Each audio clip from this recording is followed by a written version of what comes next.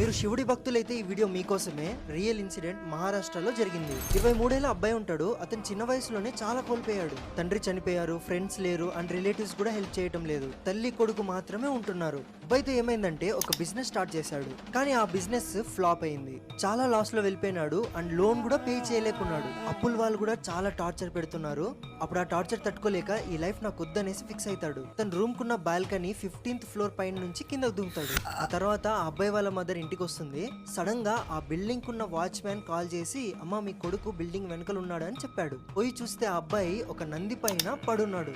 అబ్బాయిని నీళ్ళు కొట్టి లేపుతారు. ఏమైందని అడిగితే, అమ్మా నేను నా ఫ్లోర్ నుంచి దూకానని చెప్పాడు. కానీ అక్కడ ఉన్న వాళ్ళు ఎవ్వరు నమ్మరు. సరే అనేసి వాళ్ళు సీసీటీవీ కెమెరా చూస్తారు. చూస్తే అబ్బాయి ఏ నంది మీద అయితే పడినాడో ఆ నంది ఆ బిల్డింగ్ లోపల వస్తున్నట్టు గానీ వెళ్తున్నట్టు గానీ సీసీటీవీ కెమెరాలో రికార్డ్ అవ్వలేదంట.